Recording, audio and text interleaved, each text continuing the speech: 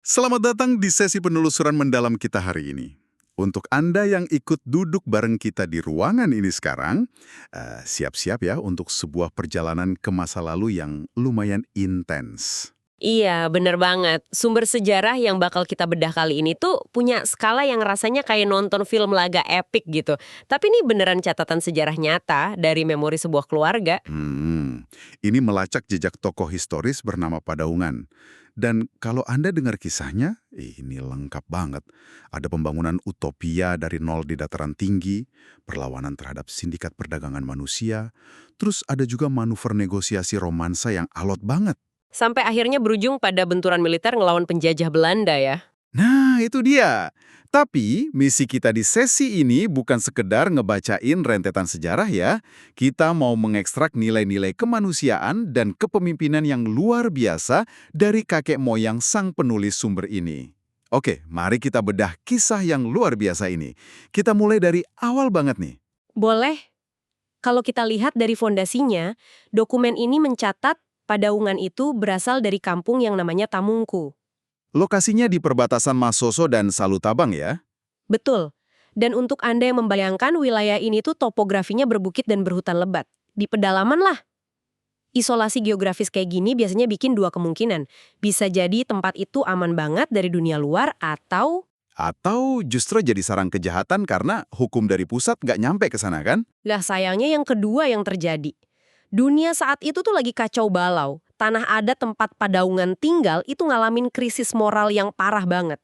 Penipuan merajalela, hati nurani seakan hilang, dan detail paling gelap dari tumpukan catatan ini adalah soal jual beli manusia. Di sumber aslinya disebut zaman Pak Baluk Tawam ya. Iya, zaman Pak Baluk Tawam. Bayangin aja Anda hidup di lingkungan di mana tetangga, kerabat, atau bahkan saudara sendiri bisa tiba-tiba diculik terus dijual sebagai komoditas. Paranoianya pasti gila banget sih itu. Pasti. Dan Padaungan ngerasa ini udah kelewatan. Prinsip moral dan kemanusiaan dia berontak ngelihat praktik itu. Dia muak dan akhirnya memutuskan buat pergi ninggalin tanah kelahirannya. Keputusan yang nggak gampang loh di era itu. Ninggalin kampung berarti kan ngelepas hak waris, status sosial, perlindungan keluarga. Perjalanannya ini mengarah ke utara kan? Dan dengan antusias banget, sumber ini nyeritain dia nemu sebuah lokasi di ketinggian sekitar 800 sampai 1000 meter di atas permukaan laut. Pemilihan elevasi yang sangat krusial sebenarnya. Karena secara taktis, gampang mantau ancaman dari bawah. Terus tanahnya juga subur banget buat pertanian, perkebunan, sama peternakan. Dia punya jarak pandang luas ke segala arah dari titik itu. Dan tempat itu dia namakan Buntu Malangkak. Yang sangat menarik di sini adalah makna di balik nama itu. Buntu itu berarti gunung, dan Malangkak berarti tinggi. Jadi sekedar nyebut gunung tinggi gitu ya awalnya. Tapi secara sosiologis, penamaan ini tuh ibarat manifesto. Nama ini metafora dari visi Padaungan. Dia pengen bikin tempat di mana nilai-nilai kemanusiaan dan budaya itu ditempatkan di posisi paling atas, dijunjung tinggi, jauh dari kriminalisasi dan jual beli manusia yang udah ngancurin kampung asalnya. Wow, dan manifesto itu benar-benar dia terapin loh. Begitu wilayahnya mulai dibangun, Padaungan ini menjaga perbatasannya dengan ketat banget. Reputasinya sebagai orang yang tegas dan berani langsung tersebar ya. Betul, ketegasannya itu bikin para pembeli manusia zaman itu pada ngeri buat masuk. Buntu Malangkap perlahan jadi surga yang aman, semacam utopia lah buat orang-orang yang pengen hidup tenang. Tapi keamanan militer aja kan nggak cukup buat ngebangun utopia. Nah iya, dia nyiapin lahan garapan komunal, biar warganya bisa kerja, panen bareng, dan makan bareng. Dia tahu banget kalau perut warganya lapar, moral bisa gampang runtuh lagi. Pendekatan yang sangat komprehensif, melindungi dari luar, menyejahterakan dari dalam. Tapi kan otomatis kalau tempatnya aman dan makmur, makin banyak pendatang yang masuk. Persis. Saat jumlah populasinya makin membengkak, Padauman yang waktu itu tinggal sama istri pertamanya dan satu anaknya, sadar kalau lahan mereka udah nggak cukup. Mereka butuh ekspansi lahan baru buat nanam ubi kayu sama keladi, sumber makanan utama mereka. Fase ekspansi ini biasanya rawan pertumpahan darah kalau di sejarah kerajaan-kerajaan ya. Tapi Padaungan milih jalan lain. Dia pergi menjelajah ke arah selatan. Dia ngelewatin area kekuasaan Arale sama Rale Anak, terus jalan terus sampai ke daerah perbatasan Matanganga. Di situ ada wilayah kekuasaan yang namanya Pamoseang. Buka, terus ngasih dia sebidang tanah buat berladang. Lahan itu kemudian dikasih nama Panampu. Kok bisa semulus itu ya transisinya? Gini penjelasannya. Itu karena reputasi Padaungang bertindak layaknya paspor. Di daerah yang rawan, kedatangan tokoh yang ditakuti karena ketegasannya, tapi disegani karena keadilannya, itu ibarat dapat pelindung gratis. Oh, jadi penguasa Pamoseang sengaja naruh dia di perbatasan buat jadi zona penyangga gitu ya? Sangat rasional kan keputusannya? Menguntungkan kedua belah pihak. Masuk akal sih. Dan manuver di Pamoseang ini ngebawa kita ke bagian cerita yang menurut saya paling dramatis. Disinilah Padaungang kenalan dengan karakter yang bernama Rugaya. Rugaya ini bukan perempuan sembarangan. Dia anak sulung dari 6 bersaudari, putri dari penguasa Pamoseang itu sendiri. Dan dia statusnya janda anak dua saat itu. Suami pertamanya itu orang Mamasa yang gugur ngelawan penjajah Belanda di sana. Latar belakang ini nunjukin kalau Rugaya bukan stereotip putri bangsawan yang cuma duduk manis. Dia janda pahlawan, ibu dari 2 anak yatim, dan keluarganya aktif di perlawanan anti-kolonial. Terus ditambah lagi pesona kecantikannya yang sangat tersohor. Sampai-sampai lamaran dari para putra penguasa dan penguasa daerah lain tuh berdatangan. Tapi ditolak semua sama Rugaya. Padaungan pasti dengar kan soal penolakan-penolakan itu? Pasti dengar. Makanya, walaupun Padaungan diam-diam jatuh hati pas berinteraksi di Pamoseang, dia sadar diri. Dia kan udah beristri, terus ngelihat banyak laki-laki hebat aja ditolak. Jadi dia milih nahan diri. Ini nunjukin kedisiplinan mental Padaungan. Dia nggak manfaatin posisinya yang lagi kuat secara militer buat menekan keluarga Pamoseang demi urusan asmaranya. Betul. Tapi, situasi berubah drastis waktu ada krisis penculikan. Kecantikan Rugaya ini kan terkenal sampai ke tanah Mandar ya. Dan di luar Buntu Malangkak zaman Pak Balu Tawam itu masih terjadi. Nah, itu. Suatu hari, Rugaya diculik sama sekelompok orang tak dikenal buat dijual. Ayah Rugaya panik dan langsung minta bantuan Padaungan. Dan aksi Padaungan di sini benar-benar kayak pahlawan laga. Dia nggak nyuruh anak buahnya loh. Dia jalan sendiri ya? Iya, dia memacu kudanya sendirian buat ngejar para penculik itu.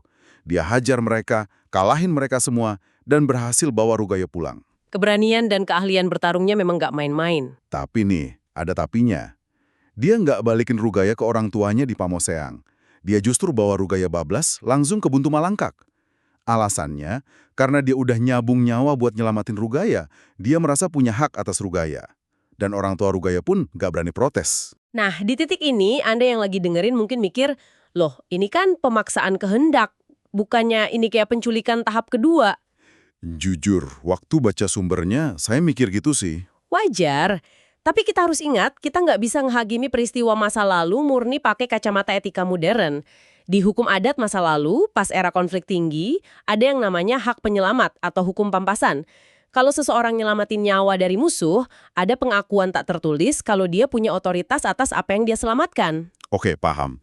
Dan keluarga Pamoseang milih diem karena selain utang budi, ngelawan Padaungan secara militer itu bunuh diri politik ya? Tepat. Tapi yang bikin cerita ini makin kaya, kita lihat reaksi Rugayanya. Alih-alih langsung tunduk pasrah, Rugaya ngelawan. Wah iya benar, dia berkali-kali kabur dari Buntu Malangkak, dilacak sama anak buah Padaungan, dibawa balik. Kabur lagi. Sampai puluhan kali kan dicatatnya? Perlawanan Rugaya ini nunjukin ketangguhannya. Dia ngasih pesan yang jelas ke Padaungan kalau otoritas fisik itu ada batasnya. Padaungan bisa ngurung badannya tapi nggak bisa maksa hatinya tanpa persetujuan yang setara. Dan pelarian yang terus-terusan ini akhirnya maksa Padaungan buat nurunin ego dan duduk di meja negosiasi bareng Rugaya. Jika kita hubungkan hal ini dengan gambaran besarnya ya, proses negosiasi ini benar-benar momen pencerahan. Aha momen banget ya buat pendengar nih. Iya. Saat Rugaya akhirnya luluh, dia ngajuin syarat yang membuktikan pemikiran kritisnya sebagai seorang ibu. Dia mensyaratkan keturunannya dari Padaungan nanti, dan terutama 2 anak bawaannya dari mendiang suaminya, nggak boleh sama sekali dianaktirikan atau ditelantarkan. Dia minta keadilan mutlak di dalam rumah tangganya sendiri. Buktikan itu di dalam keluarga. Dan Padaungan setuju. Istri pertamanya, si Arang, juga merestui pernikahan ini. Kompromi yang luar biasa. Terus, sebagai wujud kesepakatan itu, Padaungan bikin rumah besar dengan arsitektur yang sangat spesifik. Dia bikin 2 dapur. Dapur sayap barat buat istri pertama, dan dapur timur khusus buat Rugaya. Pembagian wilayah yang jelas untuk menghindari konflik ya. Tapi detail yang paling brilian itu ada di bagian tengah rumahnya. Iya, Andiri Posik. Nah itu, di tengah rumah besar itu ada tiang besar dari kolom rumah yang menjulang ke atas menembus bangunan. Itu yang disebut andiri posik. Dan tiang penyangga ini sama padaungan diubah fungsinya jadi meja makan sentral. Terus dia bikin aturan tegas kan soal meja makan ini? Betul, dia mewajibkan kedua istrinya, biarpun mereka punya dapur dan ruang pribadi beda, tiap jam makan mereka semua harus ngumpul bareng. Wajib duduk kelilingi andiri posik ini buat makan bersama. Walaupun lagi kesel atau lagi berantem, tetap harus kumpul di tengah ya? Harus. Ini adalah wujud nilai kepemimpinan tingkat tinggi. Dia maksa interaksi dan resolusi konflik harian.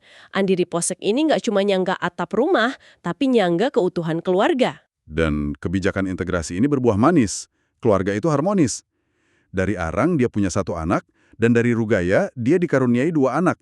Sepasang laki-laki dan perempuan. Anak pertamanya dari Rugaya yang namanya Pandom ya. Iya, Pandom atau gelarnya Puak Bekok, yang ternyata mewarisi gen kepemimpinan ayahnya. Karena kelak Pandom inilah yang membuka lahan pemukiman baru di sebelah barat Arale yang namanya Kalabe. Sistem di Buntu Melangkak udah mapan banget waktu itu. Tapi, ujian terakhir selalu datang dari luar. Utopia manapun pasti suatu saat bakal berbenturan sama kekuatan yang lebih besar. Memasuki babak akhir dari sejarah sumber kita ini, Buntu Malangkak kedatangan tamu tak diundang. Penjajah Belanda. Ini bukan lagi ngelawan penculik lokal kelas tri ya. Ini mesin imperialisme militer yang punya senjata canggih. Dan disinilah keputusan awal Padaungan milih lokasi di ketinggian 1000 meter benar-benar kerasa manfaatnya. Topografi curamnya jadi benteng alami ya. Betul. Pasukan konvensional Belanda kesusahan bermanuver di sana, dan Padaungan memanfaatkannya dengan taktik perang gerilya yang efektif. Keberaniannya luar biasa. Dia berhasil ngusir pasukan Belanda sepenuhnya dari bumi Buntu Malangkak. Kedaulatannya utuh. Tapi yang bikin saya kagum, setelah rumahnya sendiri aman, dia nggak diam aja. Dia memproyeksikan bantuannya keluar. Membela daerah-daerah kekuasaan lain yang lagi digempur Belanda juga. Salah satunya daerah Taura dan banyak daerah lain. Ini nunjukin evolusi karakternya. Dari seorang pemuda yang muak sama desanya, pelarian mencari suaka, lalu jadi bapak keluarga yang bijak, dan puncaknya jadi panglima regional anti-kolonial. Sangat komprehensif perjalanan hidupnya. Iya. Nah, untuk Anda yang udah ngikutin diskusi kita dari tadi, mari kita rangkum esensinya. Kisah Padaungan ini bukan sekedar catatan romansa nekat atau pertempuran fisik melawan penculik dan Belanda. Ini tuh bukti sejarah nyata gimana seseorang yang muak dengan degradasi moral berani mengambil langkah ekstrim buat ngebangun peradabannya sendiri yang benar-benar ngejunjung tinggi kemanusiaan. Dan saya mau nambahin soal Andri Posik tadi. Meja di tiang penyangga itu adalah bukti paling nyata gimana Padawan sadar kalau menyatukan wilayah yang luas itu penting, tapi menyatukan perbedaan di dalam rumah tangganya sendiri itu jauh lebih esensial. Dia bikin ruang yang memaksa ego-ego untuk duduk bareng. Sebuah perenungan yang sangat relevan buat Anda yang mendengarkan. Coba deh bayangkan, apa nilai-nilai moral yang Anda pegang kuat saat merasa dunia di sekitar Anda ini lagi kacau balau? Apakah Anda cuma akan diam dan ikut arus? Atau berani bersikap? Dan ini membawa kita pada sebuah pemikiran akhir buat Anda renungkan setelah sesi ini selesai. Coba bayangkan prinsip Padaungan saat dia membangun ruang yang aman dan bermoral tinggi di Buntu Malangka itu. Jika kita terapkan di era modern saat ini, di tengah carut-marutnya dunia digital, disinformasi, dan polarisasi sosial, seperti apakah bentuk Buntu Malangka versi masa kini yang bisa Anda bangun untuk melindungi orang-orang terdekat Anda? Dan yang terpenting, apa bentuk andiri posik yang akan Anda dirikan agar mereka tetap mau duduk bersama di meja yang sama?